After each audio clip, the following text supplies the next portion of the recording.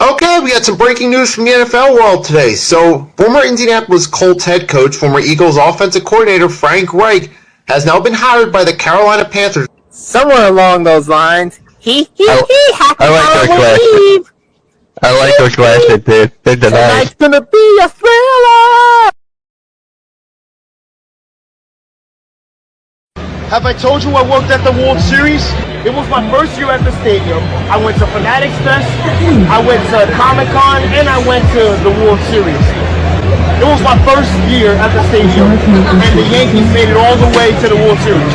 Unfortunately, we lost 5 games to the Dodgers. I said the Giants will be a perfect fit for John Harbaugh because you already established the quarterback situation. You already established the running back position. You already established the right receiver position, and you have the top 5 pick in the draft.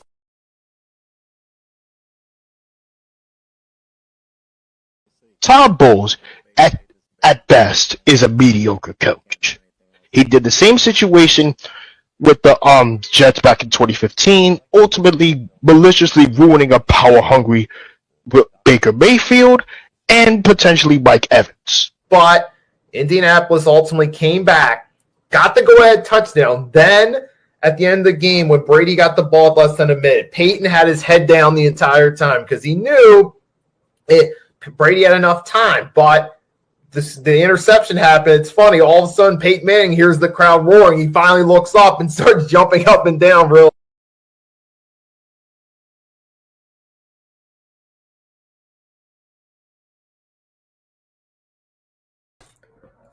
Saludos desde Nikki Steez, Agent Warrior X, Power, Everything on the Table, Episode 6. I'm joined by my co-host, Agent Warrior X, and it is St. Patrick's Day. Well, happy St. Patrick's Day to all you guys out there, and welcome to Everything on the Table, Episode 6. Today is Tuesday, March 17th, 2026. As of right now, I got both the Knicks and Pacers game, and I got the World Baseball Classic Championship. So, the first thing I want to cover up is the March Madness draw. I think, in my opinion, this March Madness was absolutely crazy. The drawing, the drawing having Michigan becoming the best team in the Big Ten, ultimately saying that Michigan State is the top 3 team in the East. I think they pretty much got that right. Yeah, it's going to be interesting, but time will ultimately tell if that's the case. And I had a little fun earlier today on 3-Point Blitz, episode 51, where I did a little bracket through the NCAA.com because you can create custom brackets. You sign up for free with with your Gmail, email, whatever the case may be. And you can make your own custom brackets. You can do like 3, 4, 5, 1, however many you want to. And I did 2 earlier today. So I had a little fun messing around with it. Both times I tried to do different upsets that could potentially happen, but Yep, to tell you the truth. So right now you got Venezuela versus United States for the World Baseball Classic Championship. Who you got winning that game? now most likely probably going to go United States, but has it officially started yet, or is it just... Yeah, it's started. They're just doing the starting lineup for Team Venezuela. Okay, so I kid you not, though. Ronald Acuna Jr. and Eugenio Suarez are the best players because I know right now another part of the network is streaming the World Baseball Classic Championship. As a matter of fact, I could switch the Knicks game into the Thanksgiving, no, not Thanksgiving, St. Patrick's Day special between the Cavaliers and the Bucks. And yeah, it was funny too. I was watching, I went out a little bit earlier to the bar, just local bar, just for one thing of wine. That's it. Because then I came home for dinner. But during that, I was seeing the ESPN on the TV. I couldn't hear, but I could see what they were doing. They were showing some of the luckiest basketball shots in history. Then there were some that I never even knew existed. Like there was one time Goran Dragic tried just throwing a alley-oop and instead accidentally made it. And he's just like, okay, I made it. or you've seen a lot of those. Ginobili had one, I think.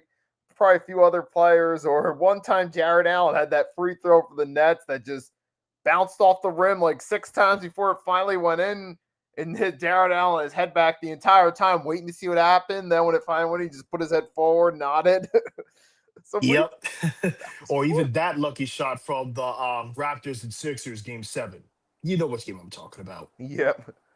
There's been a lot of them throughout the years, but sometimes it's better to have lucky shots than to have good ones. Or even one time, Brandon Miller did one for the Hornets. He was just trying to throw it up just to try. They were down by 2 right at the end of the game. He had more than half the court, so he's just like, all right, throw it up, at least try. And all of a sudden it went in, and the Hornets won by 1. That was more of a recent one, but sometimes those lucky shots just happen. And I wonder if tonight What there's about going to that be one bounce? anything. What about that one bounce against the Knicks last year? With Tyrese Halliburton versus the Knicks. I'm trying to remember what was this, the playoffs or? It was the playoffs. Yeah, it was the playoffs. Oh yeah, so that's a major one. Anything in the playoffs, especially, because those are domino effect lucky shots sometimes. Where if you change the outcome of that, all of a sudden that potentially changes everything after that. Obviously, Sixers, Raptors being the biggest domino effect lucky shot, because who knows what happens after that. And then Change everything. over time, the Raptors became the first time champion. Now, if you want to talk about underdog champions who hasn't won or first time or hasn't won in a very long time, let's say the 2019 Raptors we mentioned earlier. What about the 2023 Nuggets? They haven't won a championship in the first time in their franchise history. Or better yet, what about the Washington Nationals or the Texas Rangers? They haven't won a championship. Right. There have been a lot of great first time moments throughout sports. And sometimes it may not always be for team, but it could be for a player or coach, like Super Bowl 54 when Kansas City was their second Super Bowl win, but Andy Reid's first after all those years of being a coach, or Super Bowl 41.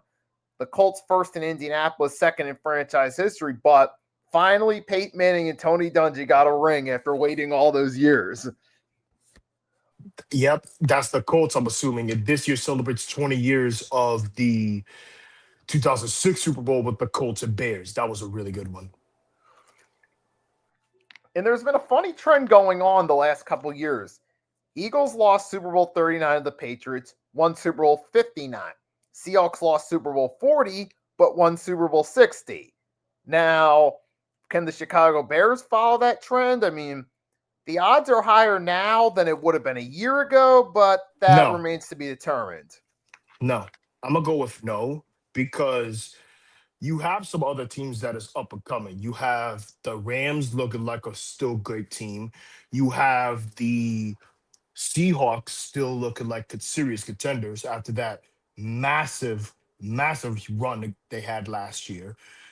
The Eagles are slowly declining. I mentioned it earlier a couple months ago. And as for the Giants, we do not know that yet. But I will say this. Giants will be up and coming. They're not going to be Super Bowl contenders right away after that offseason they had. No. On paper, it looks great, but let's see how that plays out on the field. Because again, you may never know what happens in the next couple months come September. But I will say this. The Giants had a really good offseason so far. And speaking of that, they just signed another offensive tackle for the Giants. That's all I got to say. And then there's another receiver from the Falcons coming in too. Which you mean Darnell Mooney? Yep. You talking about Darnell Mooney? Yep. He's actually a really solid receiver. He's not like a 1,000-yard receiver type, but he could get the job done in some crucial moments. The only problem I have with him is that he needs to stay healthy. That's it. And it's certainly an interesting. Speaking of football, we got the big news: the Denver Broncos, Miami Dolphins swapped several picks, but the biggest story of it was that Jalen Waddle's now a Denver Bronco. I think, to be honest with you, the Broncos are going back. I'm not kidding. They're going back to the AFC Championship again. I have a gut feeling when Denver had that massive run before Bo Nix had had a crucial injury before the AFC Championship. Yeah, I think they're coming back healthy. If only Cortland Sutton could do his part, and of course, they still need a running back. They still need a defensive edge, and that's pretty much it. And you look at last year on both sides, on defensive side of the ball, there were times they were phenomenal. Nick Bonito, Alex Singleton company, they had a really good season. The offense, well, the team success in the offense were sometimes on par, but let's say Bo Nix was sometimes hot and cold. Sometimes the Broncos would barely win and you would have your question marks, but there were also times Bo Nix played really well. Giving him another good option and while to throw the ball to can certainly help on the offensive side of the ball. So that's why the Broncos wanted to bring him in. Now for Miami, look, they're going to have to invest in their offense through the draft. Let me take the floor for you because I got something to say about the Dolphins. Come the 2026 offseason, Judgment Day arrived. Deafening silence. The team that we once knew has officially been vaporized without a trace. The greatest football team that we once knew is no more. 11 of 26 players have been casted off to the wind. Wait, I forgot to add Bradley Chubb. Make that 12 players trade. Cast free agency or trade it away. I completely understand Tyreek Hill's situation with the Dolphins, but I think in my perspective, they should have never traded for Tyreek Hill because some point in time he's gonna have some crucial injuries. At some crucial moments, he can't stay healthy. That's the thing with with receivers like this. Sometimes when they come back healthy at the right time, they always find a way to have their body breaking down. Worst case scenario, I could say that other teams like Bradley Chubb going to Buffalo. I don't know if Buffalo needs another edge rusher because to tell you the truth, don't they already have Joey Bosa? Oh wait, he's a free agent. My bad. He's a free agent, and they sought. And I think, to be honest with you, this offseason for the Miami Dolphins has been nothing but brutal. They cut Tua. The only player that's left is Devon Achane. Darren Waller isn't going to help out, and that's pretty much it. You are better than the Bills, all right. It started with promise. It ends with death. The Bills will piss on your graves like they always do. Oh, yeah, and as far as that claim they were better than the Bills, that theory only held up one time early in the 2022 season, but since then, it's been exposed as a fraudulent theory. And now the Miami Dolphins they're in full-blown rebuild, but they're not actively making moves to bring in guys to build the team up. Like you look at the Raiders and the Giants, they're at least actively trying to build a team. We'll see if it actually pans out or not in the future, but they're at least making an effort to build a team. The Miami Dolphins are dismantling the team, but not getting the right pieces to rebuild. Unless you somehow have a lucky draft, maybe a year or two you could be solid, but as of right now, there's nothing indicating that it's going in an upward direction. Speaking of sports, when it comes to like commentators, we never talk about best commentators of all time. If I had to choose my Mount Rushmore of commentators, I'm gonna give you my four Mount Rushmore. My first Mount Rushmore is none other than Michael Kay for the New York Yankees broadcasting booth. It's because the fact that he only did some radio shows ever since he was a kid. Michael Kay wanted to be a broadcaster or a commentator. And since then, he has been nothing but amazing. And at the same time, a local boy wanted to do some commentating. The second commentator I want to mention is none other than Joe Buck. Yes, he may have some boring moments, especially with that call with the Patriots and Giants saying pressures on the edge, Eli Manning. stays on his feet, ended up down the field. It is caught by Tyree because that helmet catch was by far the best call he ever did. It sounded like it was boring, but at the same time, it was amazing. But Troy Aikman, on the other hand, was also another one too, which I'm going to put that as an honorable mention.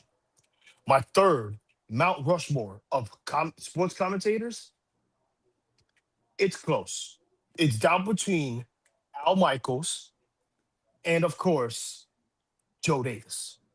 Joe Davis has been doing phenomenal in terms of ever since taking over Fox Sports with besides the Dodgers commentating booth, he has been doing very well in terms of the NFL and MLB as well. And the final one is none other than Mike Green. One way to describe it is that his commentary, especially some moments, but as an honorable mention, I could put Kevin Harlan. I'm sorry. Kevin Harlan's too good, though.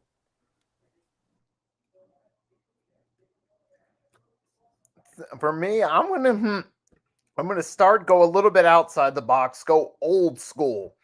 In Howard Cosell, a guy who was a multi-sport announcer, most famously in the early years of Monday Night Football, most famously during the peak years when boxing was still a huge draw with Muhammad Ali's of the world. He was the voice that a lot of modern announcers, sports announcers, emulate off of to some degree. And he was in one of the initial poster childs for a lot of people in today's era. And then another one, you got Kevin Harlan, who both football and basketball, high energy announcer. We know his infamous "I'm calling both games" moment where he called two games at one time. I'm calling both games. Yep, that was an amazing moment right there. Of course, I'm going to also go basketball-wise. Here's a legendary name, Marv Albert, who spent years in the broadcast booth and is a voice pretty much everybody knows. Everyone who's lived through either the Bird Johnson era, the Jordan era, the Kobe, LeBron eras, or the Nets era. The Nets era was also part of that too. Right. They all know who Marv Albert is. Anyone who's ever picked up an NBA video games heard that voice there, has heard it on the TV. It's one of the most iconic names in his sport, so I got to give him nods there. Of course, if you're looking for other memorable names, Gus Farad. Gus Johnson, I mean. Iron Eagle's another one. Yep, he's done a multi-sport announcer with incredible high energy, who's had some amazing calls throughout his entire career. Yep. He did the Nets broadcasting booth, he did football, he did basketball, he even did March Madness. Yep, he's an absolute, he's phenomenal. In all sports, he brings that high energy too. And apparently, he's also done some underground MMA and some lower scale boxing too, which if you ever look up Gus Johnson best calls, they'll sometimes appear in the complication along with his football and basketball as well. The reason why I put Al Davis or Joe. Sorry, not Al Davis. I meant Al Michaels or Joe Davis is because it was close between the modern viewership and the old school viewership. Yes, Al Michaels was one of the greatest commentators in football, mostly because he does most of the time with Chris. I forgot his last name though, but Chris Collinsworth. Thank you, Chris Collinsworth. He is by far the Patrick Mahomes Glazer. Every sentence he makes it during his commentating booth, he said, "Oh, this guy's better with Patrick Mahomes," or he even said Jackson Dart is compared to Mahomes. I don't think so. If you give him more time for development, you'll understand why. And of course, another name iconic that is one of the poster boys for sports broadcasting, John Madden. God bless the Raiders coach. Yeah, you're talking. He had two play-by-play partners that make up two of the greatest NFL commentary teams of all time. First with Pat Summerall, and then with Al Michaels. Matter of fact, the earlier Madden years, original commentary team, Summerall, Madden. Then when Summerall stepped down, Madden moved to Monday Night Football on ABC at the time. It was Al Michaels and John Madden for a while. And I think Al Michaels and John Madden were by far the best ones in the 2000s. Yes, what's his last name again? But before he stepped down. Pat Summerall. Yeah, Pat Summerall. Pat Summerall was another good commentator for the NFL days. And of course, matter of fact, even Joe Buck tried to emulate him early in his career. He even said in an interview that was his early plan. But as time went along, I think Buck realized that he was better off having his own style instead of trying to emulate Summerall. So there's that Summerall influence in one example. If I had to choose another line for Joe Buck, oh geez, if I had to choose another line for Joe Buck, it would have to be baseball related, and the famous one since his father. We will see you tomorrow night, like his father did with the Braves and Twins back in 1991, and his son did the exact same thing as the St. Louis Cardinals and the Texas Rangers in Game 6 of the 2011 World Series. David Freese has played a huge role in that game. Yeah, and there's a lot of different announcers you could go with too. It depends on your sport and depends on how you look at it from. But there's also two best analysts too, not necessarily play-by-play or color commentators, but best analysts or on-air personalities too. Someone said some people don't like Joe Buck. People have their own opinions. I don't disagree or agree with you, but people have their own opinions. I think as the years have gone along, though, I think the hate for Joe Buck has clampered down a little bit now. I think once he found more of a upbeat personality, it started to, I guess to some degree, soften the blow, and it made him more likable in their eyes. So as the years have gone along, though, you see his commentary game has evolved from Mitchell over the years since. To tell you the truth, I think those commentary moments some has glazing moments. Chris Collinsworth is a definition of a Patrick Mahomes glazer. He's a definition of a Patrick Mahomes glazer. Now, if you want to talk about Mike Tirico is another great commentary for the current NBA NBC, and of course NFL on NBC. And I could say he's actually got some really good energy too. He's Detroit native too.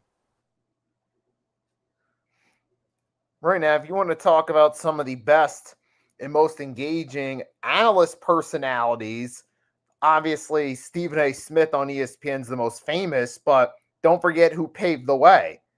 Stuart Scott, the late Stuart Scott, was the original larger-than-life ESPN type personality.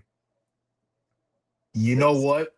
At some point in time, Stephen A. Smith at this point is becoming one of the most memest analysts and co-hosts of First Take. Because to tell you the truth, at one point I did saw Stephen A. Smith a few times at Fanatics Fest. If you guys wonder what Fanatics Fest is, it's a sports conventional event at the Javits Center. And I was there for 2 years now. I met some sports athletes and I met some analysts like Mad Dog Russo. I met him. I met some of the content creators as well. And of course, I got to meet some athletes. For example, I met Cam Scatterboo last year. I met Jackson Dart last year before his rookie year. And of course, I met Luke Weaver and Damian Priest. Can you imagine if you work this hard and try to go to one thing that you love the most? Hey, Nikki, I got a question to ask. Would you like to go to Fanatics Fest one day? if the opportunity ever arises, I would think about it, but that's something I have to look at Heck, personally. even Eagles, even one of the Eagles content creators was there as well.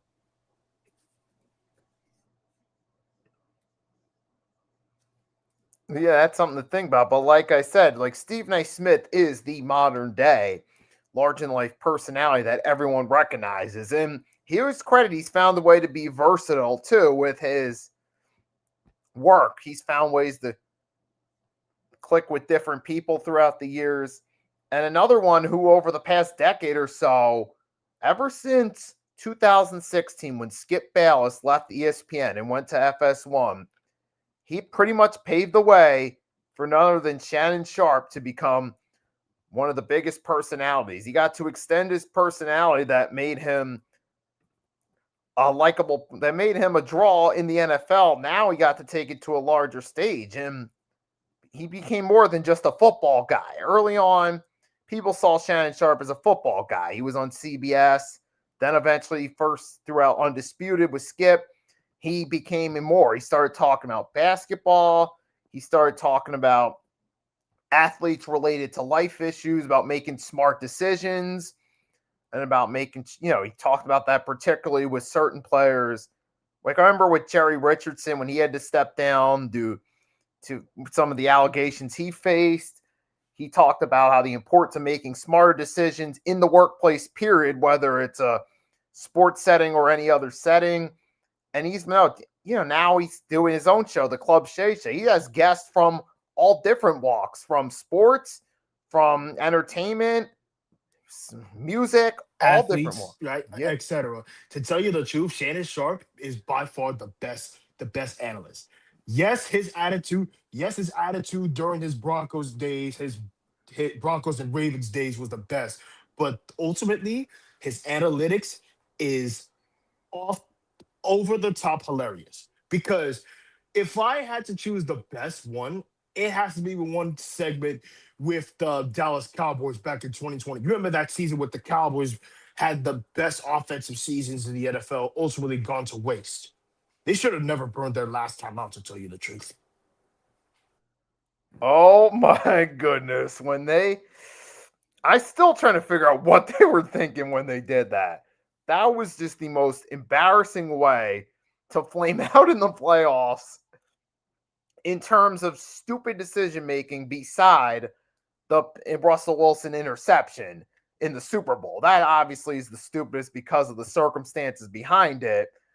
But any non-championship playoff game, that was the dumbest decision considering the circumstances where the game was still in reach at the time, mind you. And they ultimately lost it in the And I worst think I way know his possible. favorite line of all time. I think I know his the best line ever since before he left Undisputed. Skip. Every time he talks, I said, Skip. I kid you not, he sounds hilarious when he says that. I would say this, though. As far as Skip Bayless is arguably the best co-host of all time. But I say co-host because he always needed that number one guy in order to really have a hit show. Well, over time, it's gone downhill because of that. And I think Skip Bayless, in my opinion, is the most biased Cowboys fan I've ever seen. Yes, I know for a fact that he made some questionable takes, but at the same time, none of them has played out really well. And speaking of what happened with the Cowboys after that controversial, after that dumb play they had last year, they did the same thing again the very next year. Remember that final play of the game? The When they had Zeke. 49ers, again, but Yep. this time When in they had Santa Zeke, Clara. when they had Zeke at center, why would you put your running back at center? If you're gonna have a running back at center, at least it has to be strong. Like, for example, if I want to put somebody there, give me somebody like Mike Allstott or Patrick Ricard or Cam Scottaboo. Or better yet, Jerome Bettis. You could put anybody who has a strong physicality and they can still get the job done. But overall, that was by far the most dumbest play I've ever seen. And then sometimes there's also different type of analysts that are polarizing. You either love them or hate them. They have those both sides in relation to them. You have the one side that supports them, the other side that's not a fan of them, but they end up becoming stars because of it. That to me is Colin Cowherd. He became a star as kind of that polarizing figure that either people support or people don't like. But that's actually worked in his favor in the long haul. It helped him at ESPN and it helped him at FS1 too. Now let's talk about the tier rankings, because I know you said earlier you had some tiers to work about in terms of the teams that are best in March Madness. Please present the tier rankings for each college to see who's going to come to the top Final Four or a championship candidate. It wasn't, well, me for tier rankings, I was more so talking about, the tier ranker website. Yep. What about it? I was saying that you could pretty much use that for different categories. Now, as far as March Madness goes, what we could do, because I've did a couple brackets. I could share the screen with you and share, because I did several run-throughs of this. So go right ahead. So we'll start with the first round, which we know for sure will happen. Duke playing Siena. This is all starting in the East. Ohio State, TCU, St. John's, Northern Iowa, Kansas, Cal Baptist. You got Louisville, South Florida, Michigan State, Notre Dame, North Dakota State, UCLA, UCF, and then you got UConn, Furman. You go down to the South bracket. You got Florida, Lehigh. Yep. Now, if you want to talk about the East, the Eastern region is a gauntlet. I kid you not. The Eastern division, the Eastern region is a gauntlet. Despite you have Duke, when they stay healthy, they're a juggernaut. When they're healthy, Duke is a juggernaut. Now, if you want to talk about other teams like Kansas, Michigan State, Michigan, etc., I think, to be honest with you, when it comes to teams like these, the top 4 teams I had for the Final Four is Duke, Florida, Arizona, and Tennessee. Those are my Final Four teams. Yes, I'm a Spartans fan, but I'm going to say that our exit at this point has to, at the best, it has to be the Elite 8. Because if we face Duke in the Elite 8, we're not going to beat Duke. I'll tell you that right now. Spartans can't beat Duke because of Cam Boozer and Isaiah Evans. So no way we're not beating Duke with that squad. So this is just one of my brackets right here. What I could do is just add. I could do is you make the picks, but fill it in myself, because obviously you don't have the screen and you would have to create an account to do it. But if you want, I could just name off the games, let you make the picks, and fill it in myself. Yep. All right. So which game we got? We're going to start with the first round and just go straight forward. Start Duke, so we got Siena. Duke. All right. Let's start with Duke and Siena. There's no big surprise. Duke is one of the most elite colleges in basketball besides football, because they're underrated. Cameron Boozer is their top player. Isaiah Evans is their second best player. Give me Duke over Siena. And then we got Ohio State, TCU. All right. So the second one, I'm going to make this quick, because apparently Ohio State is one of the best colleges. Well, technically one of the most elite juggernaut colleges in both basketball and football, most specifically football.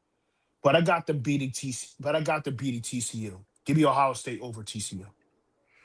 You got St. John's, Northern Iowa. All right, St. John's. Well, do you remember that segment that you did a while back to say that the top colleges never makes it to the Final Four because they got upset a couple times? Yeah, and the casual fan bracket. And on this show, I said that's literally the mistake they did with St. John's. Was one of the top 3 colleges in the East. So I'm not gonna make the same mistake again, but give me St. John's. Hopefully they can get it done this time. And you got Kansas and Cal Baptist. Nobody should be shocked about this whatsoever. Derek Peterson is the best player. That's pretty much it. Kansas over.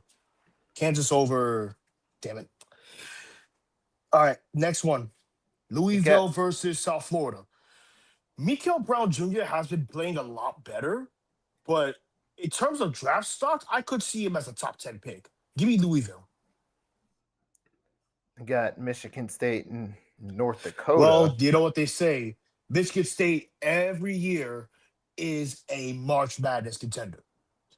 So, on top of all that, Michigan State would win this one. I'm going to keep it short and sweet. You got UCLA, UCF. UCLA versus UCF. I think UCLA is one of the most dominant colleges in terms of basketball and baseball.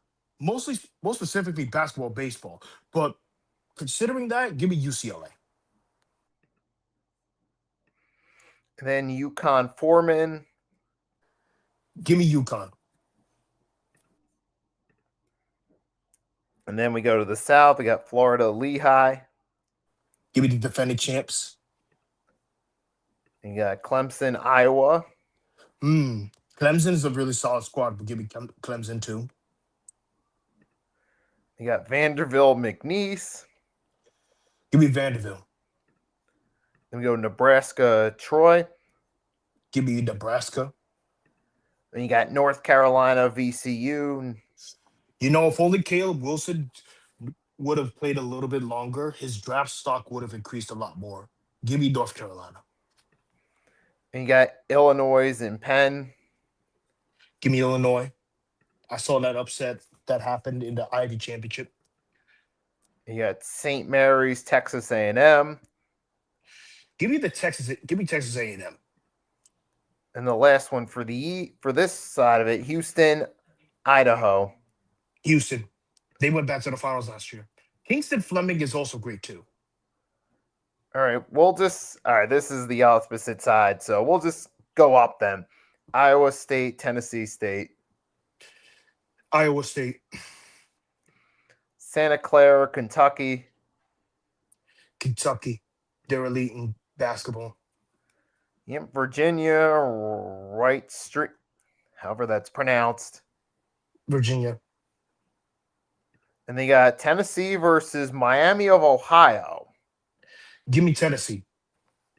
Then we go up Alabama, Hofstra. Bama is sometimes elite, but give me that too. You got Texas Tech, Akron. Texas Tech. Then you got Georgia, St. Louis. Give me Georgia.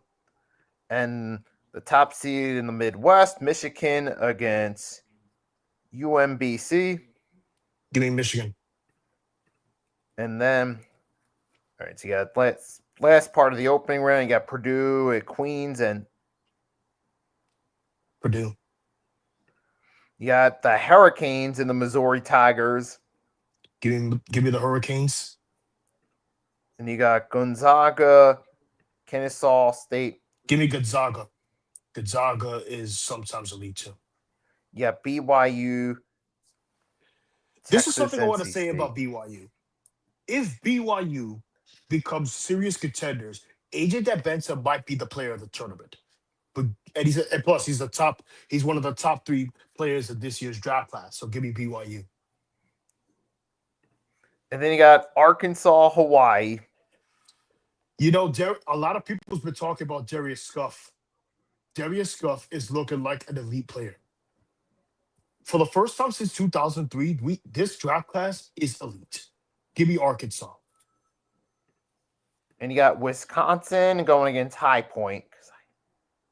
Give me Wisconsin.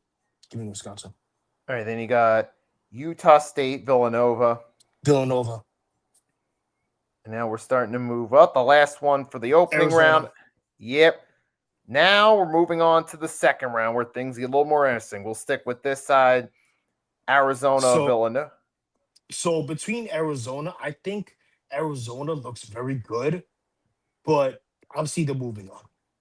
No big surprise. Arizona over Villanova. And then we got Wisconsin versus Arkansas. Arkansas. Darius Scuff is still too good. Yep, it'll be interesting though with Coach Calipari, because we know sometimes those big games Mm-hmm. from his Kentucky days, they underachieve. Yeah, that's what everybody's been talking about. All right, second one, BYU.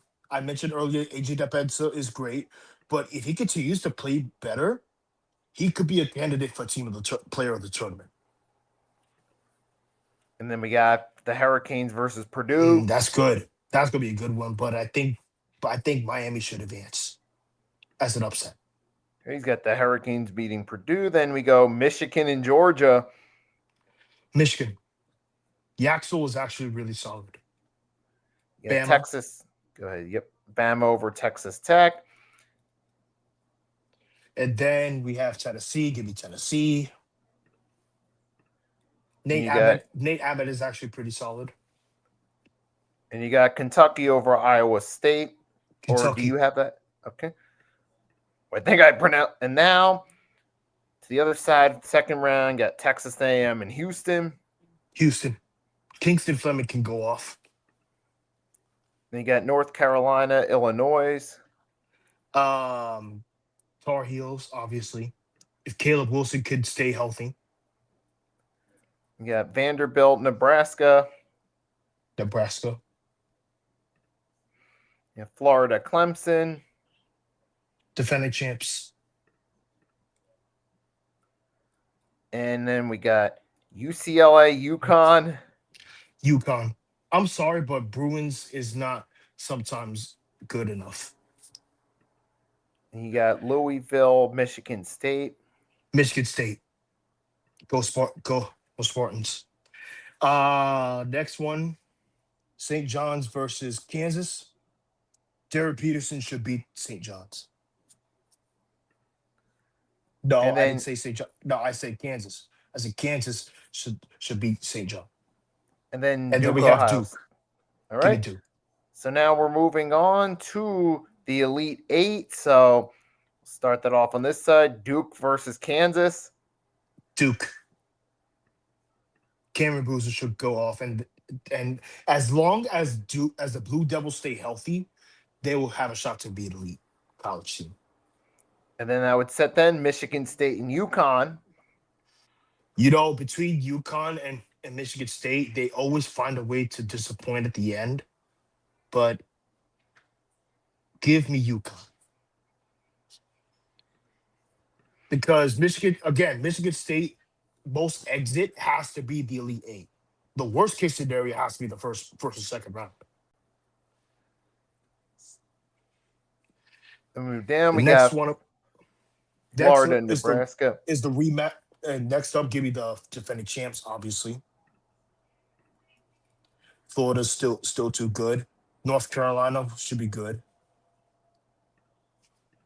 Actually, no, Texas. Give me Houston. I want to see a rematch. Tennessee. Give me Tennessee as an upset.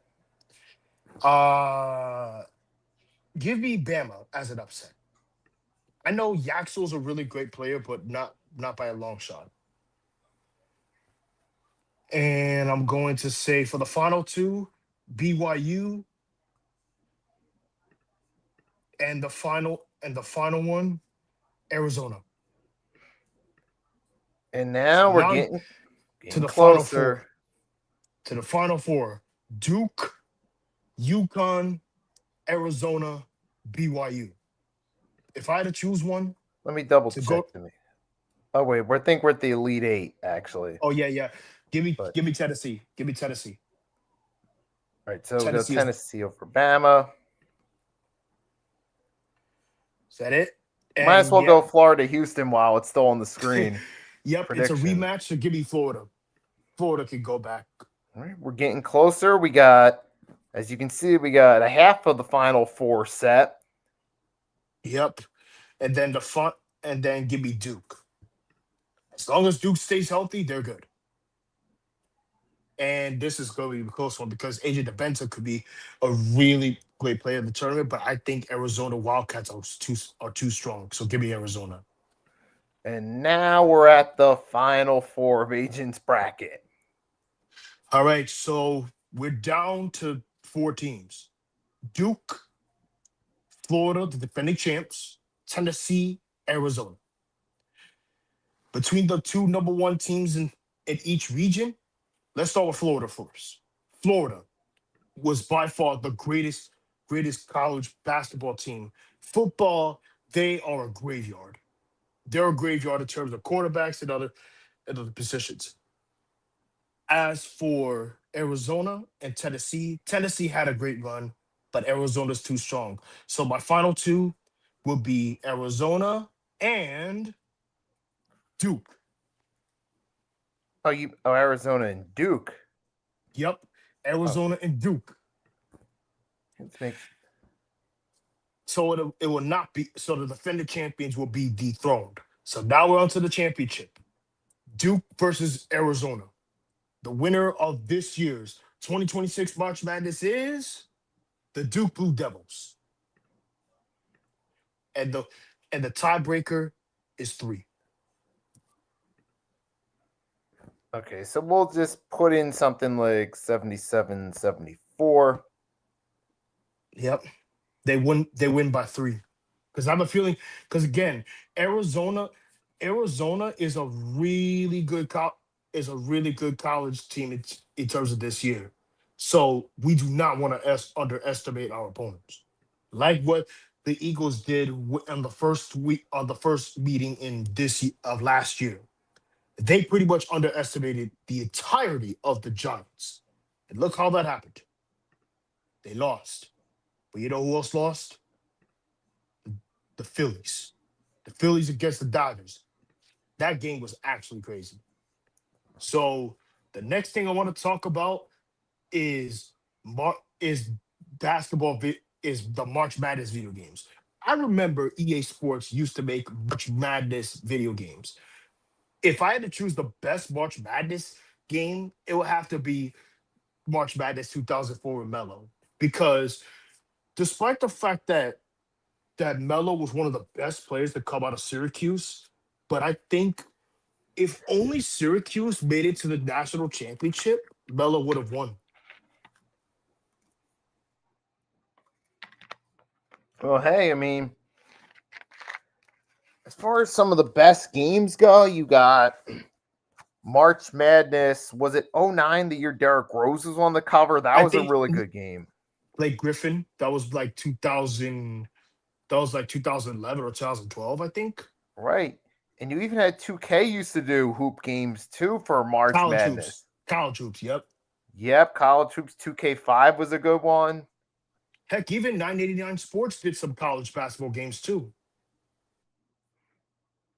I mean, 989 was kind of iffy, or as a whole, I'm saying. Like, you have some solid games that, like MLB, NFL Game Day, of course, NBA Shootout, and of course, the final one I'm gonna say is that NHL Shootout too. It's interesting as far as like hockey games go. I remember one day I was over at a friend's house. I never really played hockey, but he managed to talk me into playing NHL 2K5, and it was a really fun game. Matter of fact, I even ended up getting it myself, and I remember having a lot of fun with it. And the cool part about it, you get all these different modes, skill challenges, pond hockey, these 1v1 or 2v2. What was your favorite team that you used back then? You know, that game, just being a Philly guy, I like to use the Flyers, but sometimes I would even use teams like the San Jose Sharks and Anaheim Mighty Ducks because before they changed it to Anaheim Ducks. Because it was easy to just play with them with teams with cool names. That to tell you the Sharks truth, were really good on that team, on that game. The San Jose Sharks was by far the most solid team. Before that 2010s blown 3-1 lead, before all that, San Jose was by far solid. Now for the Flyers, that was my first team. The Philadelphia Flyers, what I used to play NHL 2002. Yes, Mario Lemieux was their cover star, but the Flyers was actually really good. Yes, the Devils, yes, the Jersey Devils were great. The Rangers were trash, and of course, the Hurricanes were also solid too.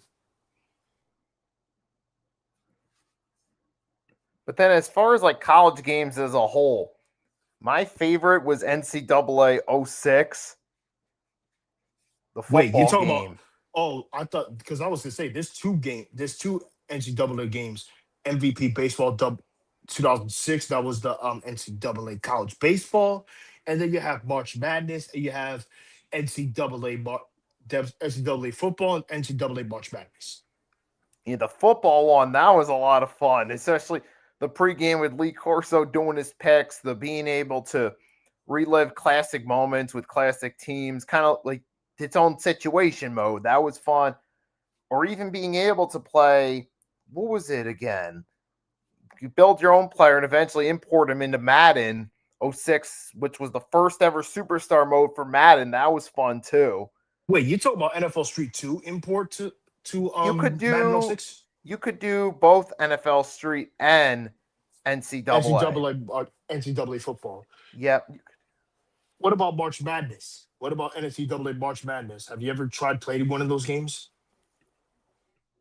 For me, the last one I really touched up on was the '09 one. That was a fun game. I played it a couple games on it. I mean, I didn't really play a whole lot of the March Madness games, so I don't have a long list to go off of. So it's really just kind of a default thing. Agreed.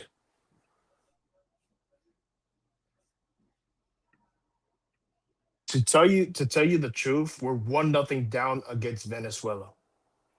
We're 1-0 down against Venezuela.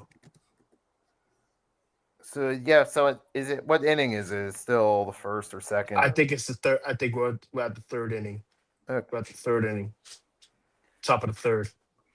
Oh, and speaking of sports, there's one subject from last week that happened almost as it started as we were on episode 5 and finished shortly afterward during the Mhm. Miami Heat's game against the Washington Wizards. History was made. Oh yeah, that Bam Adebayo 83 points.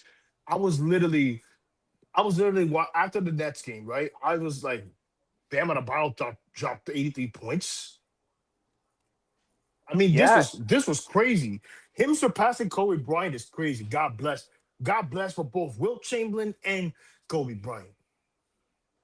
but hey, it was one of those situations too where it's just unfortunately the Heat were down Norman Powell, Tyler Hero, so Bam just went out there in a game against the Hornets team that's just looking, or not the Hornets, I'm sorry, that's who they're playing currently against the Wizards, and they had nothing going. So Bam decided to go have fun, create his own historic moment, and congratulations to the young man. He also was named, obviously, Eastern Conference Player of the Week. But out west, Luka Doncic's been balling, averaging close to 40. Lakers are now the 3 seed as a result. I kid you not. Ever since LeBron was actually playing a lot better, but it was slowly declining. But Luka Doncic, the Mavericks should have never traded for him. Oh my gosh, literally the worst trade ever.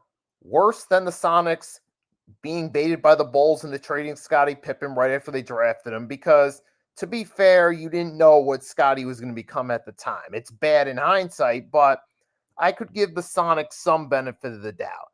The Grizzlies trade with Pau Gasol, I can give them some benefit of the doubt because they got future picks. One of those ended up being Marc Gasol, and the Grizzlies were a respectable team in the early 2010s. But this one right here, unless you're going to get a haul of picks in return, you don't trade your superstar player, period, unless there's something in it long term. Exactly. Which is why they got the #1 pick last year, which, by the way, either Brooklyn or Philly should have got that pick. So heck, even the Red Sox and Yankees, where they traded Babe Ruth, they traded Babe Ruth to the Yankees, and in long term, Yankees won multiple championships. I mean, geez, I mean, some trades, there's a clear cut winner, clear cut loser. And in this case, the Lakers are the definite short term and possible long term winner because let's say LeBron James actually does call it quits this season. They got their guy for the future. They have someone long term that'll keep them relevant, keep them in the mix. Now, I do think long term, if LeBron does retire this offseason, the one good thing about it, though, is potentially it helps them immediately focus toward, okay, it's officially Luka's team. Let's build around him. Because in the short term, LeBron will get you with some ticket sales along with Luka. But in the long term, once you just, there's still kind of that dynamic of you're still kind of trying to please LeBron, but you're trying to build for the future. Once LeBron steps down, it's like you no longer have that conflictive direction. You know it's the Luka direction, build around him. And that can sometimes be the long-term effect of having two stars on differing ends of the spectrum that you're trying to make happy. Worst case scenario for the Mavericks, this hurt them long term, especially after rigging the NBA draft. Anthony Davis was supposed to come back healthy, and then he got hurt again. He got traded to the Wizards. Kyrie Irving was supposed to come back healthy this year, and then he got hurt again. The only player that's carried no, the only player that's carrying the team is none of the Cooper Flag. As for Brooklyn, the one that stings my team the most is that trade with Houston.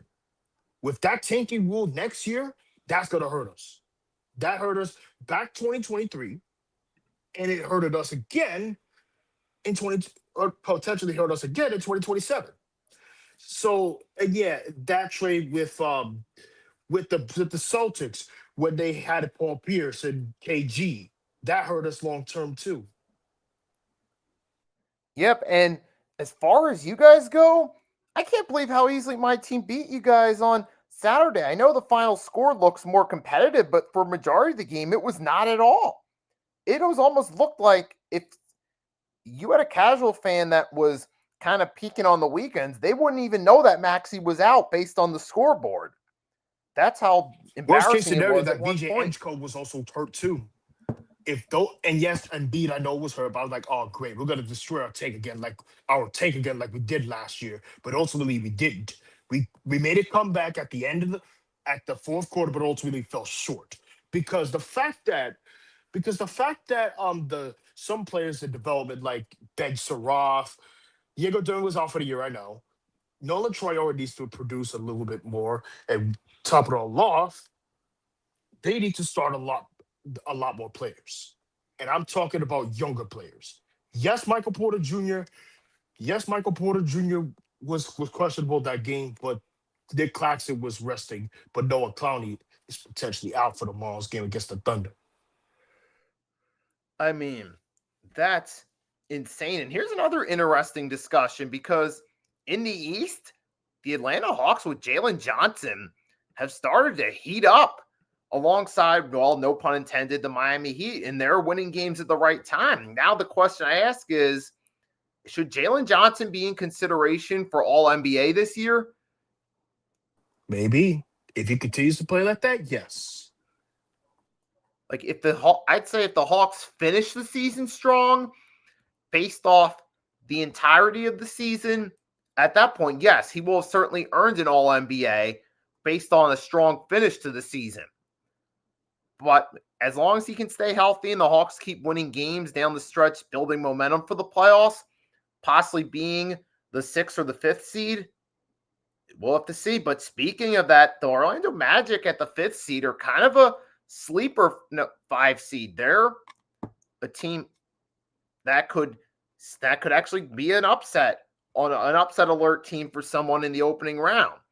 And with the Raptors, I could see the Raptors moving down to the 8th seed with how the Miami Heat and Atlanta Hawks are playing recently. Which is why I'm going to say that I agree with you.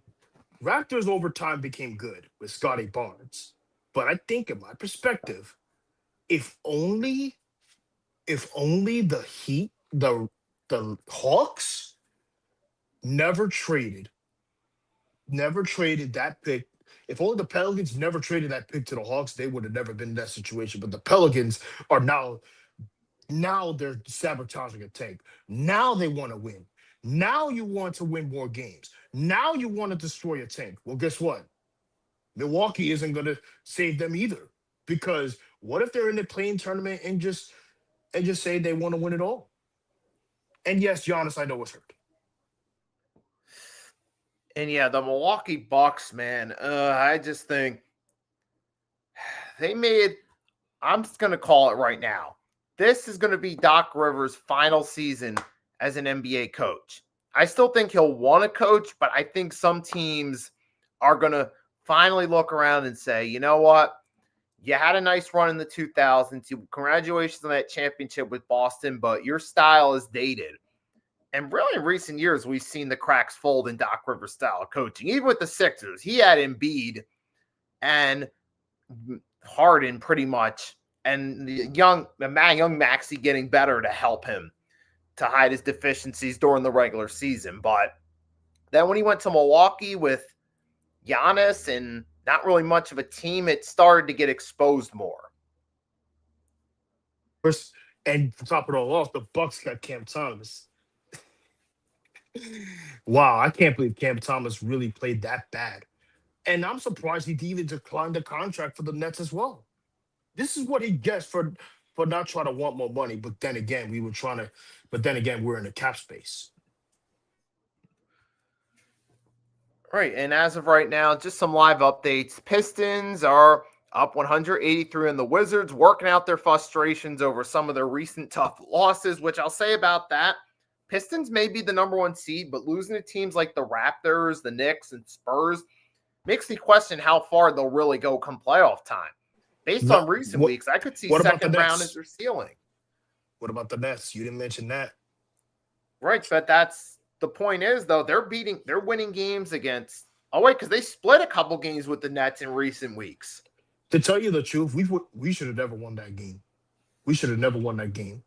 If those two wins and then losing out for the rest of the season could potentially sabotage our tank again. Dude, but that's also saying more about, not to take anything away from your point, but saying more about the Pistons. And speaking of teams, you got the Hornets are up over the Heat 96-88 at the start of the fourth quarter, so there's still time. Thunder are up, getting late toward about 6 minutes left in the fourth, 94-90 over the Magic, and what looks like a good game as expected. You got Suns are up 2 over the T-Wolves late in the second quarter, 61-59, which the T-Wolves, now we're going to see how good that team really is over the next couple of weeks because Ant-Man's going to be out for a few weeks. Yeah. All right, ladies and gentlemen, thank you all for watching episode 6. I'm your co-host, Agent Warrior X. Until next time, have a great night, everybody, and see you all in episode 7. And by the way, I hope you guys had a fun St. Patrick's Day, hence the green for this one. So for Nikki Stees, Agent Warrior X, adios, and we'll see you next time. Peace.